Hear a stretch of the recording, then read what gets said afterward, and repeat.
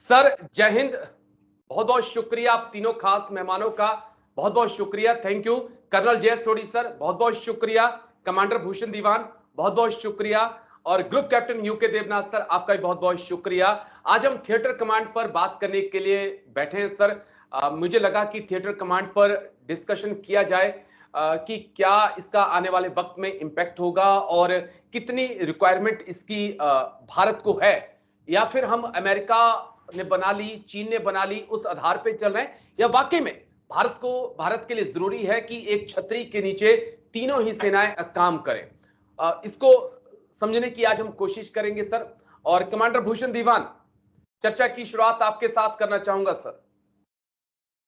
Navy के लिए theatre command की कितनी जरूरत है? नेवी क्या आर्मी एयरफोर्स के साथ काम तो करती है पहले भी, लेकिन थिएटर कमांड के अंदर आकर काम कितना बदल जाएगा सर? क्या रिक्वायरमेंट है? फर्स्ट ऑफ ऑल तो हमें समझने की जरूरत ये है कि ये इंटीग्रेटेड थिएटर कमांड चाहिए क्यों। जी देखिए, आज की डेट में वॉरफेयर तो एक मल्टी डायमेंशनल है, कई पहलू उसके हैं। जी लैंड अलग है, सी अलग है, एयर अलग है, न्यूक्लियर अलग है, साइबर अलग है, ऐसा नहीं है। तो जिसे कहा जाता है आज की डेट में टोटल वॉर की बात होती है। टोटल वॉर मतलब पूरी कंट्री वॉर पे है। इकोनॉमिक्स भी लग जाते हैं, सोशोलॉजी भी लग जाती। तो पहले तो हम ये समझे कि करने की जरूरत बहुत ज्यादा है। ये अमेरिका किसी को कॉपी करने की बात इसमें नहीं है। इसमें क्या है, जब आप जॉइंट ऑपरेशन करेंगे, अभी आप देखिए, सबसे पहले हमारा एक्सपीरियंस 23 साल का 22 साल का है जो अंडमान निकोबार का है। इंडिया के पास 1200 आइलैंड्स हैं, आइलैंड टेरिटरीज हैं। और हम अंडमान निकोबार से देखें तो थाईलैंड कितना क्लोज है और इंडोनेशिया कितना क्लोज है, और जो उनकी शिपिंग की लाइंस हैं वो कितना क्लोज है। तो सवाल ये है, अगर ऑपरेशन करना है तो अभी आप जानते हैं नेवी के अंदर भी कई सालों से, हर नेवी में, इंडियन नेवी में भी, हर नेवी में लैंडिंग शिप्स होती हैं। लैंडिंग शिप्स क्या होती हैं? समझो आपने गोवा पे अटैक करना है, अगर लैंड से रूट नहीं, लैंड से भी कर रहे हैं और सी से, शिप से आपने बीच में लैंड कर दिया लैंडिंग क्राफ्ट को। आईएनएस घड़ियाल हुआ करता था पुराना, अब कई और है। तो उसके अंदर पूरी आर्मी डाउन, आर्मी उतर जाती है, टैंक तक उतर जाते हैं। अब सेकेंड वर्ल्ड वॉर की पिक्चर देखें नॉर्मंडी में। सवाल ये है कि ये जॉइंटनेस, फिर इसको कहूंगा, कई बातों में मैं कहता हूं देर आए दुरुस्त आए, ये पहले होना चाहिए था। अभी आप देखिए, और उसमें क्या है, एक तो ऑपरेशनल रिक्वायरमेंट है जॉइंटनेस की। दूसरी बात क्या है, आप कई चीजें सेम हैं, मतलब लॉजिस्टिक्स की बातें हैं, एडमिनिस्ट्रेशन की बातें हैं, वो डुप्लीकेसी खत्म हो जाएगी। 10 से 15% तो इसकी सेविंग हो जाएगी, हमारी हमारी परचेजेस की, बजट की सेविंग हो जाएगी और इंटीग्रेटेड व्यू मिलेगा अपने को। तो अपने को अभी क्या है, आप जानते हैं नेवी के अंदर भी एयर विंग है, नेवल एयर, तो हम उसकी जरूरत नहीं। उसके बाद वो एक कमान के अंदर सब कुछ आ गया। और सेम वे अंदर आर्मी के अंदर भी एयर विंग है, आप जानते हैं, चाहिए। एविएशन है जो कंट्रोल की जाती है। तो और इसमें क्या है कि ये टोटल वॉर में न्यूक्लियर है, साइबर है, सब आएगा धीरे धीरे। पर इसमें क्या है, डिफिकल्टी क्या होगी, जो क्या नजर आता है, आर्मी किससे लड़ती है? कुमाऊं रेजिमेंट, गढ़वाल रेजिमेंट, नाम नमक निशान, आयो गोरखाली। अब ये जो आपका टाइटनेस है, इमोशनल बॉन्डिंग, ये हम कैसे मेंटेन करें, तो ये देखना पड़ेगा। पर क्योंकि मशीन का युग आ रहा है, तो फौज में मिलिट्री मशीन का युग कई सालों से हावी है, तो इसको देख के धीरे धीरे चलना पड़ेगा अपने को। पर ये टाइम लगता है, वो जॉइंटनेस आ जाएगी, मैं ये कहना चाहता हूँ। ठीक है सर। मैं कर्नल सोडी सर आपके पास आऊंगा। शुक्रिया आपका समय देने के लिए। आप कैसे इस थिएटर कमांड जो कंसेप्ट आ रहा है सर, और बहुत गंभीरता से इस पर काम हो रहा है, इसे आप कैसे देखते हैं सर? क्या कुछ इसका फायदा होने वाला है? कितनी इसकी इंडियन आर्मी, इंडियन डिफेंस को, एयरफोर्स, नेवी को, आर्मी को इसकी नीड है सर? आपका पॉइंट ऑफ व्यू सर। जय हिंद राजेश जी, ये मेरा सौभाग्य कि मैं आपके चैनल पर हूं और विख्यात को पैनलिस्ट के साथ हूं। सबसे पहले मैं आपको और आपके चैनल को मुबारकबाद देना चाहूंगा कि आप पहली बार अपने चैनल पे एक मल्टी पैनलिस्ट डिस्कशन कर रहे हैं, और ये दिखाता है कि आपका चैनल दुनिया में कितना विख्यात होता जा रहा है और इसके दिन प्रतिदिन कितने यूजर्स बढ़ते जा रहे हैं, व्यूअर्स बढ़ते जा रहे हैं। राजेश जी, मेरा जो राय है वो थोड़ी अलग है जो कमांडर दीवान साहब ने कही है। रॉबर्ट एटकिंस की एक प्रसिद्ध कहावत है, don't fix anything which is not broken, यानी कि जो चीज टूटी नहीं है उसकी मरम्मत करनी ही क्यों। अक्टूबर 2022 में स्टैटिस्टा, जो कि जर्मनी की एक विख्यात पब्लिकेशन है, उसने कहा था कि दुनिया में जो सबसे अव्वल मिलिट्री फोर्स है वो भारत की है।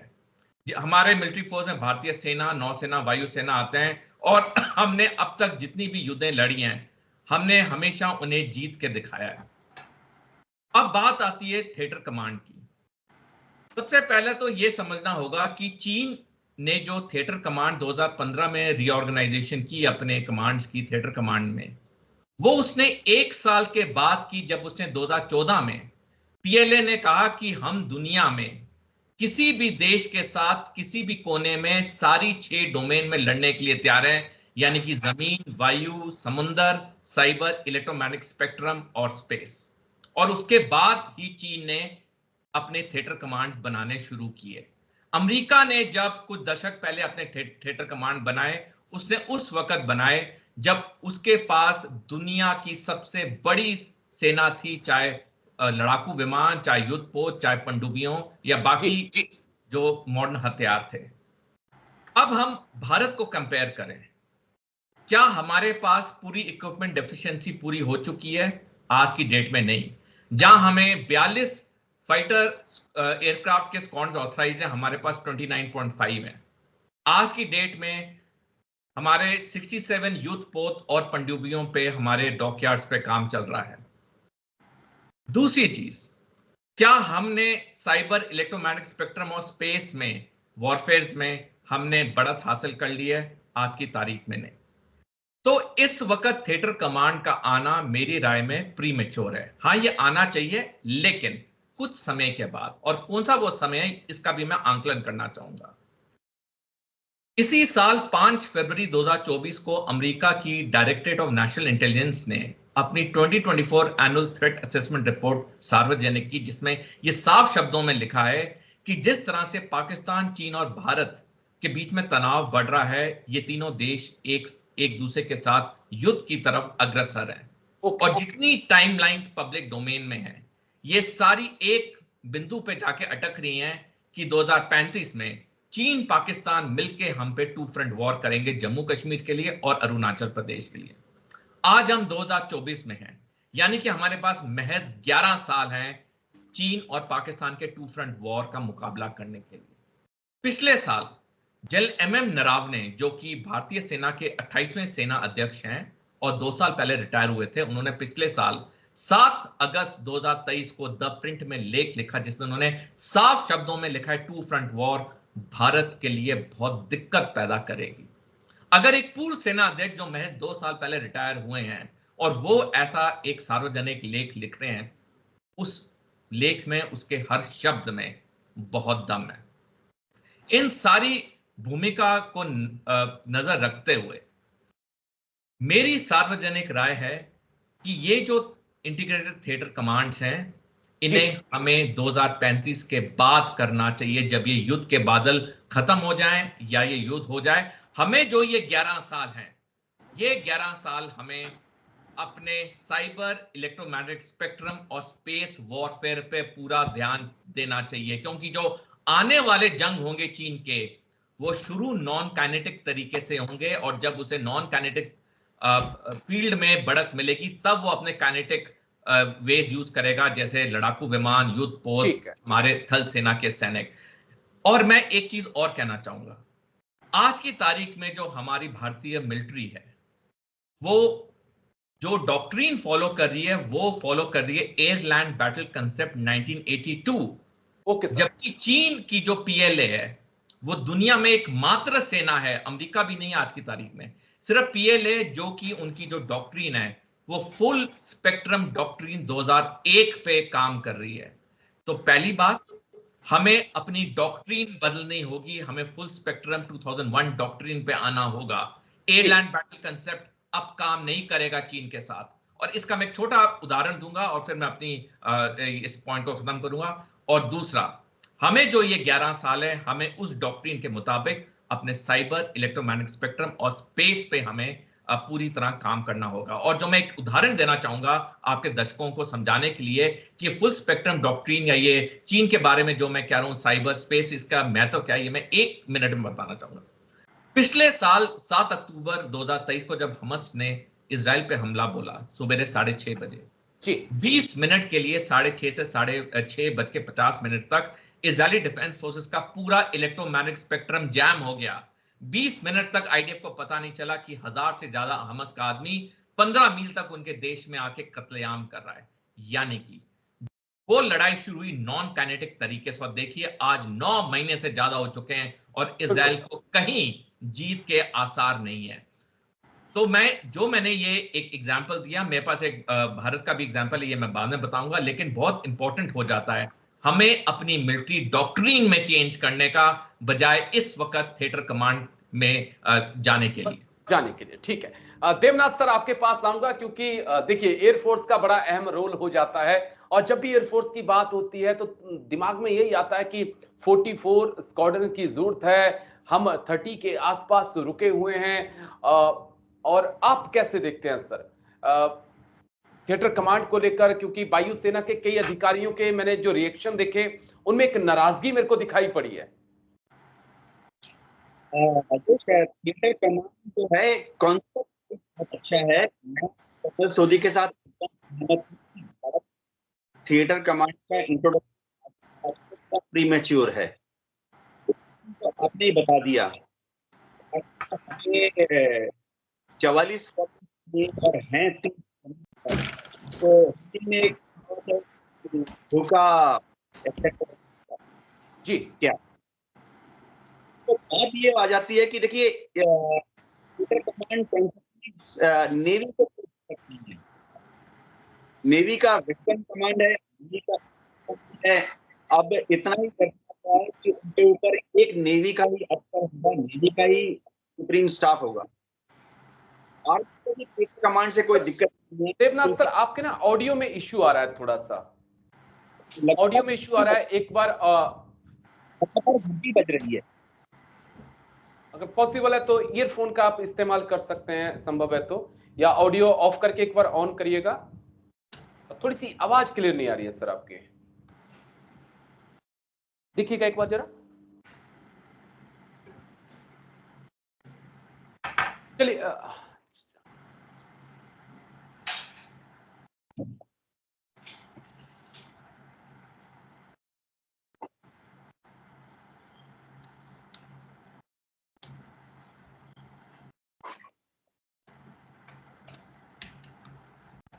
हाँ सर, अब बोलिएगा, एक बार चेक कराइएगा अपना ऑडियो देवनाथ सर। आपकी शुरू से ही लगातार बज रही है। हाँ रोटेट, आपका कैमरा भी रोटेट हो गया, इसको रोटेट कर लीजिएगा प्लीज।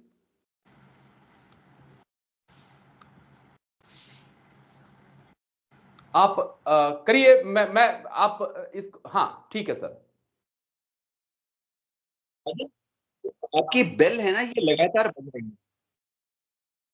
जी जी जी, आपको वो बेल से देने वाला ऑफ करना।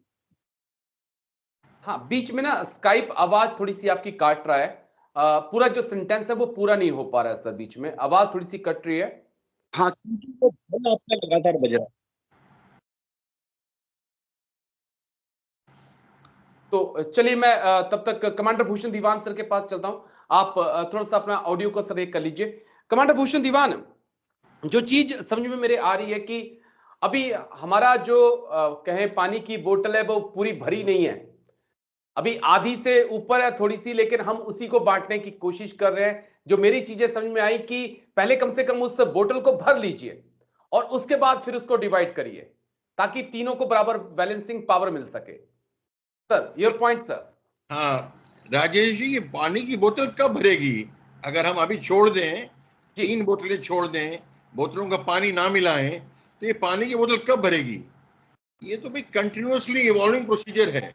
अभी 2035 की भी बात आप कर लें, चीन और पाकिस्तान मिलकर ट्रैक करेंगे, एक आंकलन है, कितना सच दिखा जाएगा। पर प्रॉब्लम क्या है, सच भी है, कारण क्या है, हमारे पास 7, 8, 10 साल हैं। क्या कारण है अटैक, 35 का अटैक हो, उससे पहले 4-5 साल हो? क्यों?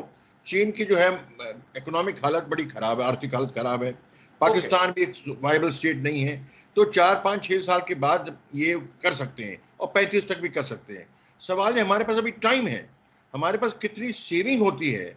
मतलब सेविंग, मॉनेटरी सेविंग अलग बात है, एफिशिएंसी इन ऑपरेशन। आप मुझे बताएं, बांग्लादेश वॉर जिसमें मैंने पार्टिसिपेट किया है, आप समझते हैं खाली आर्मी ने, खाली एयरफोर्स ने, खाली नेवी ने काम किया? नहीं, वो तो जनरल मानिक शाह की एक पर्सनालिटी, टावरिंग पर्सनालिटी के नाते सब लोगों ने जॉइंटनेस में काम किया। इधर एलिमेंट नंदा थे, उनको बात हुई, लेटर ऑफ अप्रिसिएशन पढ़ा है मैंने मानिक शाह का टू एलिमेंट Nanda, then chief of naval staff. आपने बहुत अच्छा किया, कराची हार्बर पे अटैक किया, उनको वहां डिस्ट्रॉय किया, तबाह किया। फिर आपके एयरक्राफ्ट कैरियर से, प्लेन से आपने चिटागोंग हार्बर को बर्बाद किया। तो ये जॉइंटनेस, कोऑर्डिनेशन, चाहे मेरे पास लाठी है, चाहे बंदूक है, चाहे टैंक, चाहे मिसाइल है, जॉइंटनेस की बात यह है मेरे पास, जैसे हमारी दुर्गा माता होती है 6 हाथ 8 हाथ और 15 भाले, तो सबको कोऑर्डिनेट करना। मैं एग्जांपल देता हूं आपको, नेवी की वॉरशिप में आप समझिए, वॉरशिप तो मिनी फोर्ट है, वो कितनी मल्टीपल टारगेट्स को अटैक कर रहा है। ये जॉइंटनेस क्या है? Multiple target. अभी वॉरशिप है, मैं आईएनएस राणा में डिस्ट्रॉयर की बात करता हूं आपको, अगेन ऑन कमिंग मिसाइल आ रही है, उसको भी अटैक करना है। ठीक सर। सबमरीन से टॉर्पीडो आ रही है, उसको भी अटैक करना है। Submarine itself, enemy submarine itself को किल करना है। एनिमी एयरक्राफ्ट आ रहा है, उसको भी किल करना है। तो कितनी मल्टीपल काम है। तो एक आर्मी के नेवी ऑन बोर्ड वॉरशिप क्या होता है? CAAIS, centralised action information system. और क्या होता है वो? मतलब जब हमारे ब्रेन में अभी हम चल रहे हैं तो आंख से कुछ दिख रहा है, कान से कुछ सुन रहा है, पैर में टक्कर लग गई, तो कितना इनपुट्स आ रहे हैं, रेडार्स हैं, सेंसर्स हैं, लुकआउट्स हैं, और हमको कमांड पे फोन आ रहा है पीछे से। तो ये किस allocation of a weapon to that target, इस टारगेट को 4 एयरक्राफ्ट अटैक कर रहे हैं, इस एयरक्राफ्ट को इस गन से अटैक करना है, इस एयरक्राफ्ट को मिसाइल से अटैक करना है। ये डिसीजन मेकिंग स्प्लिट सेकंड कौन करता है? कंप्यूटर, कई सालों से computer aided action information system, CAAIS। तो मैं कह रहा हूं ये क्या है? जब इतना कॉम्प्लेक्स सिस्टम है, अब तो ड्रोन आ गए, तो और नई चीज आ गई, तो जब इतना कॉम्प्लेक्स सिस्टम है तो करता है। तो सवाल ये है, आगे जाते जाते और देखेंगे आप, आ रहा है क्या? देर रात देखो, चीजें बहुत कॉम्प्लिकेट होंगी, बहुत महंगी होंगी। और right from the word go, देखिए एक बार पूरा बर्फ जम जाए, 5 बोतल के अंदर बर्फ जम गई, फिर बदलना मुश्किल है। तो अभी करते धीरे धीरे शुरू से, ये कहते हैं चेंजिंग इज ऑलवेज डिफिकल्ट, पर ऑलरेडी फ्रीज हो जाए, पक्का हो जाए, बन जाए, उसको तोड़ना और दोबारा मर्ज करना मुश्किल है। अभी तो हम पहुंच रहे हैं आगे, तो अभी मर्ज करना बड़ी अच्छी बात है। टीचिंग ट्रबल हमेशा होने वाली है। ठीक है, मैं बस देवनाथ सर को एक बार फिर से कोशिश कर रहा हूं जोड़ने की, लेकिन मैं उसके बाद कर्नल स्टोडी सर आपके पास भी आऊंगा। लेकिन कमांडर भूषण दीवान सर, जो मेरा एक बड़ा अहम सवाल है जो मैं आपसे पूछना चाहता हूं कि क्या जो अगर क्योंकि थिएटर कमांड बनेगी, अगर नेवी का ऑफिसर उस पर, माफ करिए, आर्मी का ऑफिसर उस पर कमांड कर रहा है, तो क्या वो नेवल की रिक्वायरमेंट को उतने अच्छे से समझ सकता है जितने अच्छे से नेवल कमांडर समझ सकता है? और क्या वो अंदाजा लगा सकता है कि यहां पर कितने स्क्वाड्रन एयरफोर्स की जरूरत है, कौन सा नेवी का एयरक्राफ्ट जाएगा, कैसे अटैक होगा? ये पॉसिबल होगा सर? क्योंकि जिंदगी तो उन्होंने पूरी आर्मी में, थल सेना में, पहाड़ियों में बिता दी है सर। राजेश जी देखिए, ऐसा है, चीजें इतनी कॉम्प्लेक्स हैं, कोई एक पर्सन, जो भी 4 स्टार जनरल हेड है, थिएटर कमांडर हेड है, कोई भी एक पर्सन पूरी चीज का इल्म नहीं रखता है। ओके, उसको एडवाइजर्स हैं, स्पेशलिस्ट हैं, पर डिसीजन मेकिंग क्या होता है? अब डिफेंस सेक्रेटरी है, आज डिफेंस सेक्रेटरी एडवाइज एक डिसीजन ले रहा है, तो ये वो ऑपरेशनल डिसीजन ना हो, बेशक एडमिनिस्ट्रेटिव डिसीजन हो, तो ये ओवरव्यू पर्सपेक्टिव एक आदमी के पास आज की दुनिया में हो ही नहीं सकता है जी। तो फिर भी डिसीजन लिए जाते हैं, एडवाइजर्स होते हैं बताने वाले। ये at a senior level 4 star command है, तो जो भी आर्मी का बंदा होगा वो भी ऑन द ग्राउंड सीखेगा। अभी आप देखिए आर्मी के अंदर, अब जनरल सुंदर जी, वो इन्फेंट्री ऑफिसर आर्मर्ड में आर्मर्ड डिवीजन कमांड किया उन्होंने, तो ये मैं कहना चाहता हूँ सीखना पड़ता है, सीखे ना वो। तो ये मल्टी फेरियस नॉलेज होना बहुत अच्छी बात है, देर सवेर में करना पड़ेगा, अपनी नैरो में रहना नहीं पड़ेगा अपने को, अपने अपने अपने डोमेन में, ये जरूरी बात है। डिफिकल्टी आएंगी, शुरू में ट्रबल्स आएंगी, ईगो क्लैशेस भी आएंगे, और प्लस ऑपरेशनल इनएफिशिएंसी भी आएंगी, पर ये सीखने का ये धीरे धीरे ठीक स्मूथन हो जाएगा। एवरी चेंज इज डिफिकल्ट, ये कॉम्प्लेक्स वॉर मशीन लड़नी है, और ये साइबर का है, बिल्कुल स्पेस का है, न्यूक्लियर का, ये भी बढ़ना है। पर मैं कहना तो दिस इटसेल्फ शोज, अब 23 साल से न्यूक्लियर अंडमान निकोबार कमांड चल रहा है, बड़ा अच्छा एक्सपीरियंस है। शुरू में डिफिकल्टी हुई, सेम स्ट्रेटेजिक कमांड एक है, इंटीग्रेटेड एजेंसीज कई हैं और this is the way to go forward, लेकिन हमें किसी को कॉपी नहीं करना है, हमें अपना देखना है। ठीक है सर, ठीक है। मैं कर्नल सोडी सर आपके पास आ रहा हूं, क्योंकि देवनाथ सर से कांटेक्ट हो नहीं पा रहा है, हम कोशिश कर रहे हैं लगातार की। आप कैसे देखते हैं सर, क्योंकि कितना डिफिकल्ट भी होगा। मैं एक ग्राउंड, मैं बिल्कुल लोअर लेवल पे जाना चाहूंगा एक जवान के लिए भी।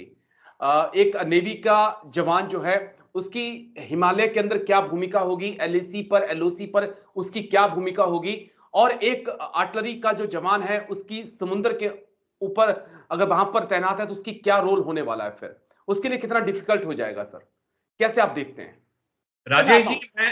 राजेश जी मैं एक बेसिक लेवल के एग्जांपल से एक्सप्लेन करना चाहूंगा। अगर हम अपनी इन्फेंट्री में नई बटालियन को रेज करते हैं, सपोज हम मद्रास रेजिमेंट में एक नई बटालियन को रेज करते हैं, जब ये न्यू रेजिंग होती है तो उसमें अलग अलग एग्जिस्टिंग मद्रास बटालियन से जवान आते हैं, अफसर आते हैं, और फिर एक नई बटालियन को रेज किया जाता है। और एक नई बटालियन को जब रेज किया जाता है तो उसे कम से कम 8 से 10 साल लगता है उस रेजिमेंट, उस पूरी बटालियन को रेजिमेंटल इथॉस में एम्बेड करने के लिए, और जहां जवानों के बीच में जो स्ट्रॉन्ग कॉमरेडरी होती है वो पूरी तरह से आती है। तकरीबन 1 दशक लग जाता है। अब हम बात कर रहे हैं ट्राई सर्विसेज की, एक इंटीग्रेटेड कमांड की, जहां पे तीनों सर्विसेज के सैनिक, जेसीओ ऑफिसर्स इकट्ठे काम करेंगे। तो हम समझ सकते हैं अगर एक बटालियन के लिए कितना समय लगता है, एक थिएटर कमांड में ये कोहेजन आने में कितना ज्यादा समय लगेगा। किसी भी दुनिया की सेना रैंक कॉन्शियस होती है, और इसमें कोई खराब बात नहीं है, क्योंकि हमारा जो सेना का पिरामिडिक स्ट्रक्चर है, चाहे हमारा चाहे किसी का भी हो, वो रैंक बेस्ड होता है, तभी हम युद्ध में हम काम कर पाते हैं, क्योंकि हम रैंक कॉन्शियस हैं। और मैं फिर कहूंगा ये बहुत अच्छी बात है। अब ये जो नए थिएटर कमांड प्रपोज हो रहे हैं, इनके जो कमांडर होंगे वो 4 स्टार जनरल होंगे, जो सेना, थल सेना, वायुसेना के अध्यक्ष हैं वो भी 4 स्टार होंगे, जो चीफ ऑफ डिफेंस स्टाफ हैं वो भी 4 स्टार होंगे। तो क्या इनके बीच में प्रॉब्लम्स नहीं आएंगी? मैंने सेना में 21 साल काम किया है, मेरे को, मैं जानता हूं, आप जानते हैं, हम सारे जानते हैं कि ये रैंक स्ट्रक्चर अगर ठीक तरह से ना हो तो प्रॉब्लम्स आती हैं, और मैंने कई बार भी देखा है, आपने भी देखा होगा। तो अगर हमने इसको पहली बार सक्सेसफुल करना है तो एक बड़ा बदलाव ये करना होगा कि हमारे जो थिएटर कमांडर्स हैं वो 4 स्टार जनरल होने चाहिए, जो हमारे सेना, वायुसेना, नौसेना अध्यक्ष हैं वो 5 स्टार जनरल होने चाहिए, और chief of defence staff 6 star general होना चाहिए। और मैं इसलिए कह रहा हूं क्योंकि जब तक ये रैंक का मसला सॉल्व नहीं होगा, जैसे कमांडर दीवान साहब ने कहा कि ये ईगो प्रॉब्लम्स आएंगी, क्लैशेस आएंगे, डिसीजन डायरेक्शंस में दिक्कतें होंगी जी। तो पहली चीज हमें ये रैंक पे तवज्जो देना होगा। दूसरी चीज, जैसे मैंने पहले कहा, मैं फिर इसको 1 मिनट के लिए रिपीट करना चाहूंगा। जब हमारी सेना, वायुसेना, नौसेना ऑलरेडी दुनिया में बेस्ट हैं, तो आज जो हमें फोकस करना है वो साइबर, इलेक्ट्रोमैग्नेटिक स्पेक्ट्रम और स्पेस पे फोकस करना है जी। और जब तक हम इन 3 डोमेन पे फोकस नहीं करेंगे, जैसे जनरल नरावने ने लेख में लिखा है, आने वाला समय ये 2 फ्रंट वॉर हमारे लिए दिक्कत होगी। मैं आपको और आपके चैनल को सलाम और नमन करना चाहूंगा, क्योंकि भारत में बहुत कम ऐसे चैनल हैं जो कि चीन के आक्रामक रवैये को ओपनली डिस्कस करते हैं। हमारे अधिकतर main stream channel Pakistan bashing करते हैं, क्योंकि पाकिस्तान बैशिंग से उनकी टीआरपी भी बढ़ती है, चुनावी फायदा भी होता है, जनता भी खुश होती है। लेकिन हमारा मेन दुश्मन पाकिस्तान नहीं है, हमारा मेन दुश्मन चीन है।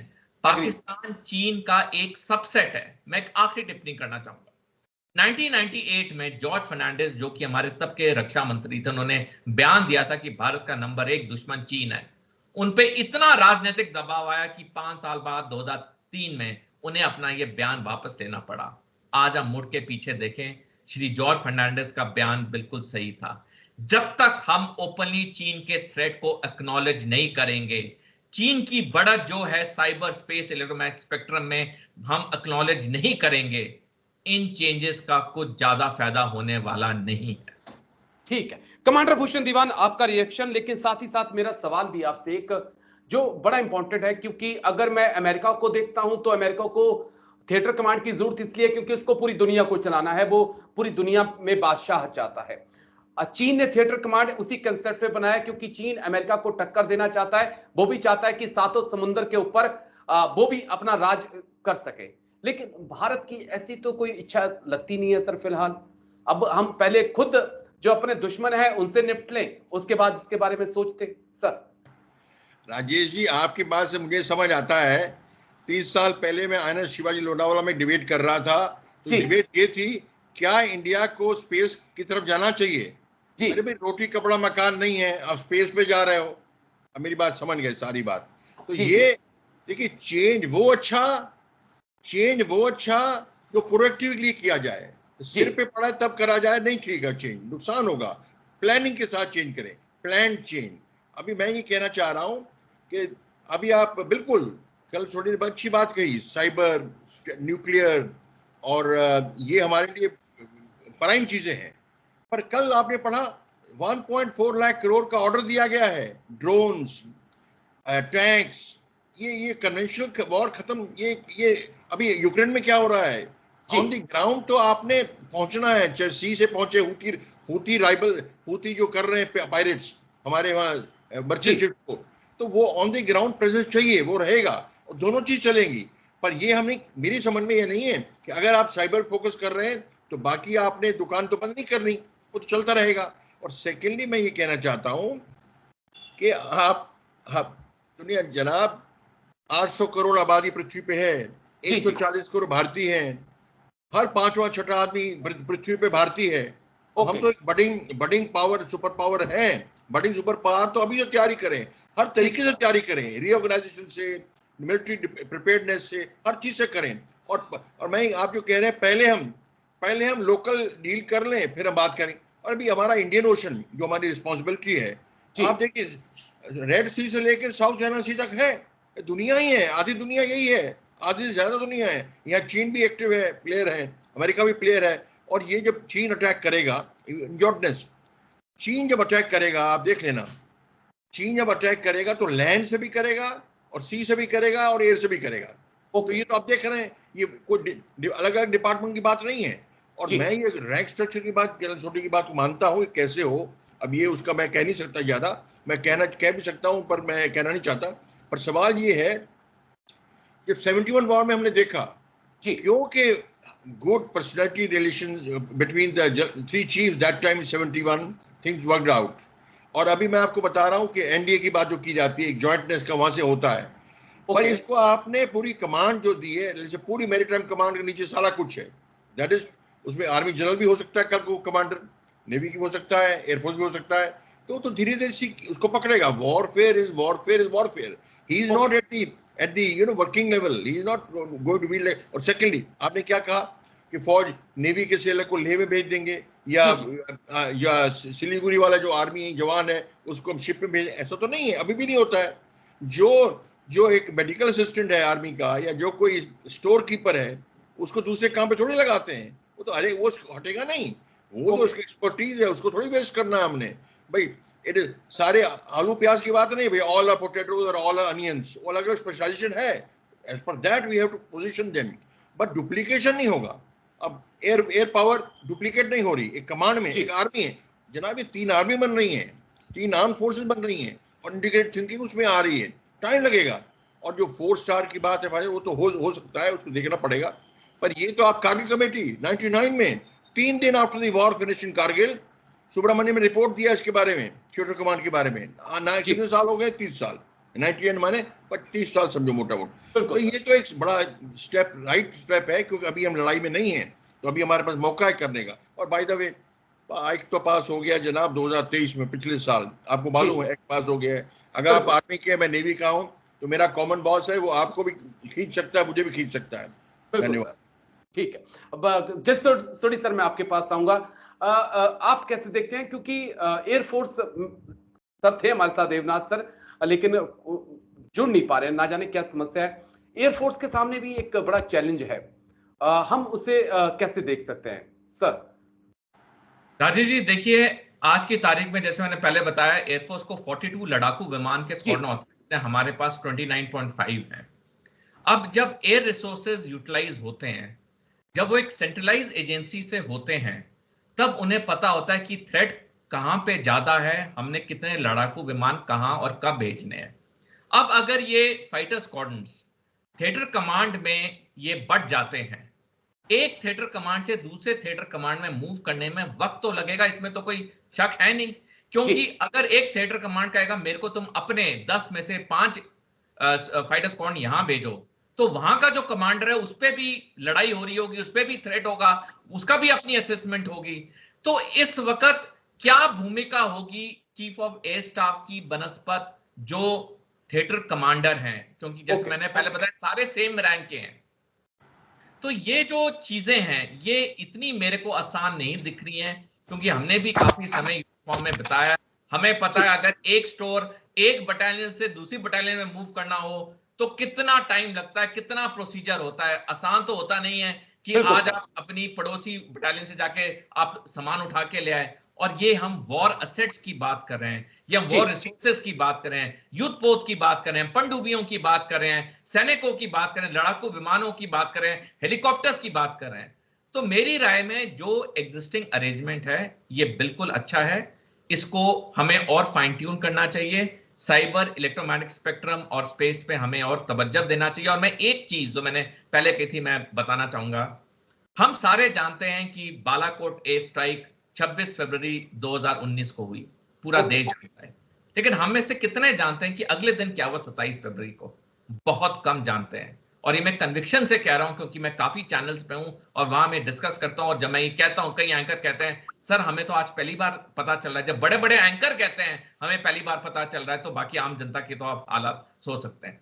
अगले दिन 27 फरवरी को, बालाकोट के अगले दिन, पाकिस्तान ने ऑपरेशन स्विफ्ट रिटॉर्ट किया, जिसमें पाकिस्तान के 24 F-16 लड़ाकू विमान भारत की एयर स्पेस में जम्मू कश्मीर में घुस गए।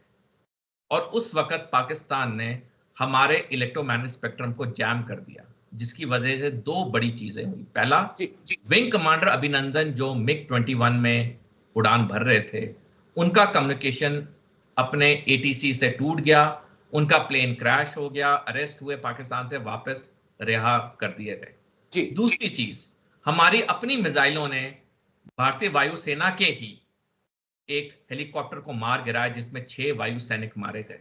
अब ये जो इलेक्ट्रोमैग्नेटिक स्पेक्ट्रम जैम किया पाकिस्तान ने, ये पाकिस्तान अकेले तो नहीं कर सकता था। ये भी जैसे हमस की मदद चीन ने की 7 अक्टूबर, जो मैंने पहले बताया, यही चीज चीन ने भी मदद की पाकिस्तान की इलेक्ट्रोमैग्नेटिक स्पेक्ट्रम जैम करने की। क्या आज की तारीख में हमारे पास चीन की तरह काबिलियत है दूसरे दुश्मन देश के इलेक्ट्रोमैग्नेटिक स्पेक्ट्रम जैम करने की?